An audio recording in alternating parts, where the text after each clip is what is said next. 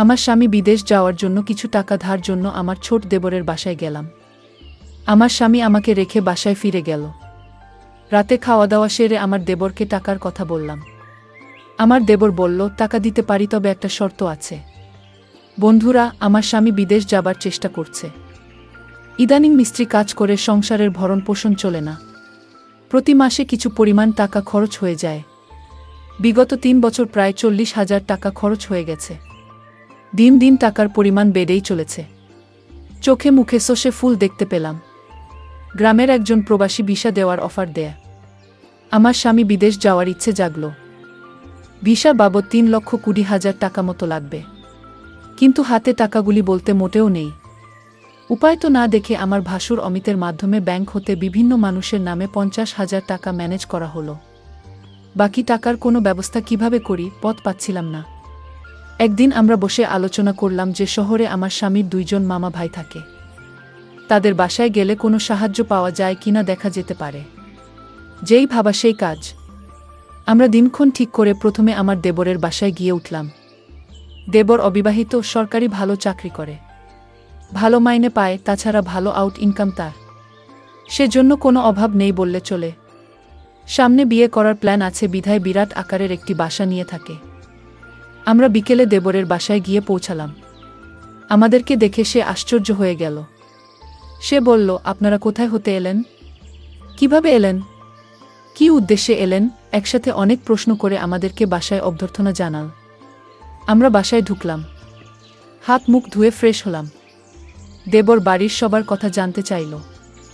তাদের ও আমাদের বাড়ির সবার কথা তাকে জানালাম। আমরা যাওয়ার কিছুক্ষণের মধ্যে কাজের বুয়ার সাথে আমাদের সকলের জন্য রাতের খাবার তৈরির তাকে আদেশ দিয়ে দিল। আমাদের উদ্দেশ্যের কথা এখনই বললাম না, রাতে খাওয়া দাওয়া সেরে বলবো, প্ল্যান আছে। সন্দেশের সামান্য পরে আমার স্বামী বলল, আমি একটু আমার আরেক ভাইয়ের বাসা থেকে ঘুরে আসি, তারপর রাতে একসাথে খাওয়া দাওয়া করে কথা বলবো। দেবর বলল, রাতে ঠিক চলে আসবেন তো ভাইজা? আমার স্বামী বলল, হ্যাঁ। তখন দেবর বলল, তাহলে জানা শোনেন, যদি রাতে আপনি না আসেন, আমি কিন্তু ভাবিকে আস্ত রাখবো না বলে দিলাম। এই বলাতে আমরা 3 জনেই অট্টহাসিতে ভেঙে পড়লাম। আমার স্বামী চলে গেল। আমি আমার শিশু বাচ্চাকে খাওয়ালাম এবং তাকে ঘুম পাড়িয়ে দিলাম।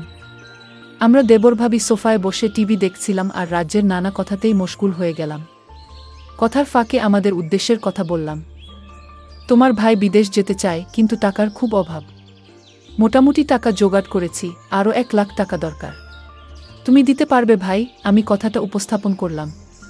দেবর বলল, এত টাকা আমি একসাথে এখনো দেখিনি বলে দুষ্টুমির ছলে সোফায় কাত হয়ে পড়ে গেল।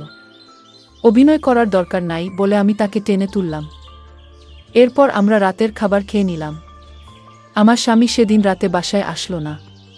তার জন্য অপেক্ষা করে রাতে আমরা শুয়ে রইলাম। নতুন জায়গায় তেমন ভালো ঘুম হলো না। সকালে স্বাভাবিকভাবে নাস্তা সেরে নিলাম। আমার স্বামী আসলো, তাকে নাস্তা দিলাম। আমরা চলে যাবার প্ল্যান করলাম। তার আগে আবার একবার দেবরকে টাকার কথা বললাম। দেবর বলল, টাকা জোগাড় করতে আমার সপ্তাহখানিক সময় লাগবে। কখন লাগবে তোমাদের টাকা? আমি বললাম, আগামী 10 দিনের মধ্যে হলে আমাদের চলবে। আমার স্বামীর দিকে লক্ষ্য করে বলল, তাহলে আগামী সোমবার তুমি আবার এসো, আমি কিছু টাকা দিতে পারবো। বাকি টাকা তুমি অন্য কোথাও সংগ্রহ করতে পারো কিনা দেখ। আমার স্বামী কি যেন চিন্তা করল। তারপর বলল, তাহলে আমি তোর ভাবিকে রেখে যাই। তুই যত তাড়াতাড়ি পারিস টাকা জোগাড় হলে তোর ভাবিকে পাঠিয়ে দিস, কেমন? আমি আপত্তি করলাম। আমার স্বামী আড়ালে নিয়ে আমাকে বলল, যদি আমরা কেউ সামনে না থাকি, তাহলে সে যদি টাকার কথা ভুলে যায়। আর তুমি এখানে থাকলে এমন কিছু ঘটবে না। তুমি এখানে থাকো, টাকা যে কোনো উপায় আমাদের পেতে হবে। আমি বাড়ি গিয়ে বাকি টাকা জোগাড় করতে হবে। আর তুমি বুঝিয়ে সুঝিয়ে বেশি টাকা নিতে পারবে কিনা দেখবে। আমি রয়ে গেলাম। আমার স্বামী চলে গেল। আমার স্বামীকে গাড়িতে তুলে দিয়ে 1 ঘন্টার মধ্যে দেবর ফিরে আসলেও দিনে কোনো প্রকার দুষ্টুমি করেনি। রাত হলো, সে রাতের কথা কিছুক্ষণ পর বলছি। রাত প্রায় 9টা বাজল। আমরা রাতের খাওয়া দাওয়া সেরে নিলাম। এবার ঘুমানোর পালা। আমি আমার শিশু সন্তানকে পাত্রে দুধ খাওয়ায় ঘুম পাড়িয়ে নিলাম। আমি বিছানায় গিয়ে শুনলাম দেবর টিভি অন করে সোফায় আরাম করে বসল। বসে আমায় ডাকল, ভাবি সোফায় আসো। আমি কোনো জবাব না দিয়ে বিছানায় শুয়ে রইলাম। একবার আমাকে ডেকে সাড়া না পাওয়ায় সোফা হতে উঠে আসলো এবং আমাকে ছি ভাবি বলে ডাকতে লাগলো। আমি সাড়া না দিয়ে পারলাম না। বললাম, অনেক রাত হয়েছে, ঘুমিয়ে পড়ো। এরপর সে বিছানায় গিয়ে শুয়ে পড়ল। কতক্ষণ ঘুমালাম জানি না। আমার ঘুম ভেঙে গেল। আমার ঘুম ভাঙলে আমি তাকে বুঝতে দিলাম না। বুঝতে পারলাম ঘুমের মধ্যে কি ঘটনা ঘটে গেছে। ভাবলাম আর থাকবো না, চলে যাব। তাই সকালে নাস্তা খেয়ে রেডি হলাম। তখনই মনে হলো, এভাবে চলে গেলে স্বামীর টাকা জোগাড় হবে কিভাবে। নানান কথা ভাবতে ভাবতে সকাল ৯:০০টায় আমাকে একটা মোবাইল ফোন দিয়ে দেব বলল। অফিস হতে আমি যোগাযোগ করতে পারি, তাই এটা দিলাম। এই বলে সে অফিসে চলে গেল। আমি একা তার পথ চেয়ে বসে রইলাম। অফিসে চলে যাওয়ার পর আমি সম্পূর্ণ একা বসে বসে টিভি দেখছিলাম। দরজায় কড়া নাড়ল। দরজার পাশে গিয়ে জিজ্ঞেস করলাম, কে? বাহির হতে জবাব এলো, আমি কাজের বুয়া। খুলে দিলাম দরজা। বুয়া পাক শাক সব শেষ করে আমার কাজ হয়ে গেছে বিদায় নিয়ে চলে গেল। আমি আবার টিভি দেখায় মগ্ন হলাম। বেলা প্রায় ১টা বাজল। আমি স্নান করার জন্য প্রস্তুতি নিলাম। এমন সময় মোবাইল বেজে উঠল। দৌড়ে গিয়ে রিসিভ করলাম। ওপার হতে আমার দেবর বলতে লাগলো, ভাবি, আমি একজন লোকের হাতে ১০,০০০ টাকা পাঠাচ্ছি। লোকটা আমার খুব আপন। আপনি একটু ভালো করে মেহমানদারি করবেন। চা নাস্তা যা চায় তা দেবেন। কোনো কার্পণ্য করবেন না, বুঝলেন?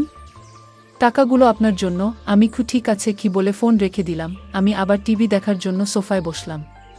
টিভিতে একটা ইংলিশ সিনেমা চলছে। এমন সময় দরজায় কড়া নাড়ার শব্দ হলো। দরজা খুলে দিলাম।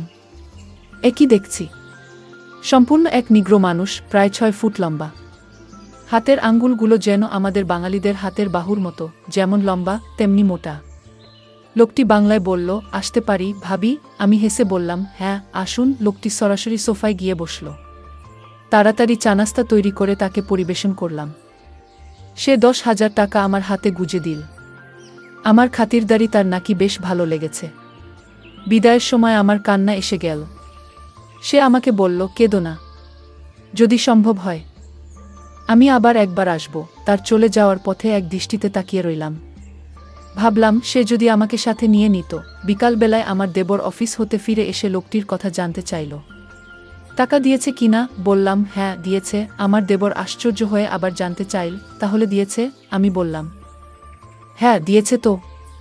এতে আশ্চর্য হওয়ার কি আছে? আমার দেবর হেসে উঠে বলল, এমনি এমনি দেওয়ার কথা ছিল না। আমি কোনো কথা না বলে চুপ হয়ে রইলাম। আমার নীরবতা দেখে যা বোঝার বুঝে গেল। আমাকে বলল, ভাবি, দুনিয়াটা বড়ই কঠিন।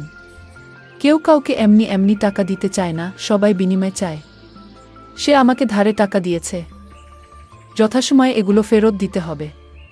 আমি তোমাদের টাকা প্রযোজনের কথা এবং তোমার উপস্থিতির কথা সব জানিয়েছিলাম। তুমি যদি দাদাকে কিছু না বলো, তাহলে ১ থেকে ২ লাখ টাকা জোগাড় করে দেয়া যাবে। শুধু দাদাকে বলবে সব টাকা আমি দিয়েছি।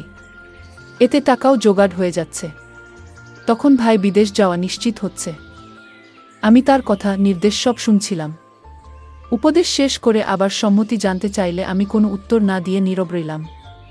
আমার চোখে ভেসে উঠতে লাগলো আজকের লোকটির কথা। কি নাম কে জানে? জিজ্ঞেস করা সম্ভব হয়নি। খ্রিস্টান না মুসলমান তাও জানা যায়নি। তবে হিন্দু নয় সে ব্যাপারে নিশ্চিত। আমার দেবর আমার সম্মতি আবার স্পষ্ট করে জানতে চাইলে বললাম, আমি কি বলবো? তুমি যা ভালো মনে করো তাই করতে পারো। আমার সম্মতির লক্ষণ দেখে বলল, রাতে একজন মেহমানকে দাওয়াত করেছি। কিছুক্ষণ পর কাজের বুয়া আসলো। সে বিকেলে চা নাস্তা তৈরি করার পাশাপাশি রাতের রান্নাবান্না শেষ করে চলে গেল। কে আসছে, কেমন হবে লোকটি? মনের ভেতরে একটা চঞ্চলতা কাজ করতে লাগলো। রাত ৯টা বাজলেই আমি দেবরকে বললাম, খেয়ে নেবে না? মেহমানের জন্য অপেক্ষা করবে? দেবর বলল, না, মেহমান কে আসবে? চলো আমরা খেয়ে নেই। আমরা খেয়ে নিলাম। আমরা বসে বসে টিভি দেখছি। প্রায় রাত ১০টা। দরজায় খটখট আওয়াজ শুনলাম।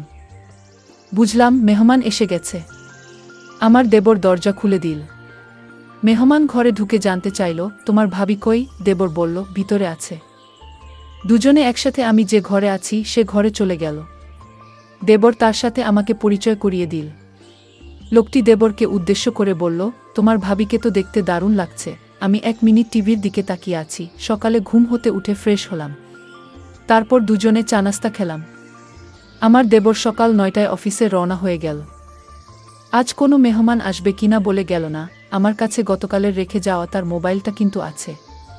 হয়তো যোগাযোগ করবে, না করলে আরও ভালো। আজ বিশ্রাম নেওয়া দরকার। দেবর চলে যাওয়ার পর আমি বিছানায় শুলাম।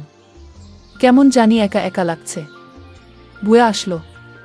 দরজায় নক করার সাথে সাথে আমি গিয়ে খুলে দিলাম। ভুয়া তার কাজ ঘন্টা দেড়েকের মধ্যে শেষ করে চলে গেল। আমি আবার একা হয়ে গেলাম। ঘরের দরজাটা মেরে দিয়ে বিছানায় শুয়ে পড়লাম। আজকের দিনের সব ঘটনা ভাবতে ভাবতে হঠাৎ মনে হলো দরজা খুলে কেউ যেন প্রবেশ করছে। ভাবলাম আমার দেবর হয়তো আজ তাড়াতাড়ি ফিরে এসেছে। বিছানা থেকে উঠলাম না। দেবরের সাথে দুষ্টুমি করার জন্য ঘুমের ভান ধরে শুয়ে রইলাম। দেবর ঘরে ঢুকে দরজা বন্ধ করে দিল। আস্তে আস্তে এক পা দুপা করে আমার ঘরে প্রবেশ করল। আমি আজ প্রতিজ্ঞা করলাম আমি চোখ খুলব না। দেবরটা আমার ঘরে ঢুকে কোনো কথা বলল না। অনেকক্ষণ দাঁড়িয়ে থেকে যাতে করে আমি জেগে না উঠি। আমার কাছাকাছি বসল। চোখ খুলে আমি হতভম্ব হয়ে গেলাম। এই সম্পূর্ণ এক অপরিচিত লোক। আগে কখনো তাকে দেখিনি। আমি জিজ্ঞেস করলাম আপনি কে? বলল আমাকে কেউ পাঠায়নি। আমি পাশের বাসায় থাকি এবং এই ঘরগুলোর মালিক। বাসা থেকে বের হওয়ার সময় দেখলাম তোমার দরজাটা লাগাওনি। আমি ঢুকলাম, ভাবলাম একটু গল্প করে যাই। সে বলল আমি তোমাদের সমস্যার কথা শুনেছিলাম। কি সমস্যা বলতো? জবাবে বললাম আমার স্বামী বিদেশ যাওয়ার জন্য টাকা ধার চাইতে এসেছিল। টাকা জোগাড় হয়েছে। সে বলল তোমার কি সে আপন দেবর? বললাম না, আমার স্বামীর গ্রাম্য বাল্যবন্ধু এবং দূরসম্পর্কের চাচাতো ভাই। লোকটি হেসে উঠল, তাই চিন্তা করো না, আমি তোমাকে সাহায্য করব। আমি এখানে একা থাকি, কেউ নেই। যতদিন থাকো আমি তোমাকে সাহায্য করব। আমি এখনই টাকা দিচ্ছি। এই বলে বাসায় গিয়ে টাকা নিয়ে ফিরে এলো।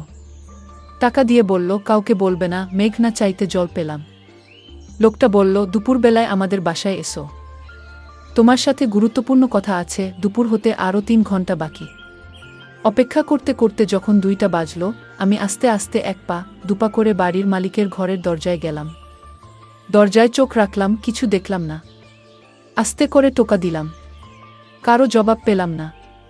দরজায় হাত দিতেই দরজা খুলে গেল।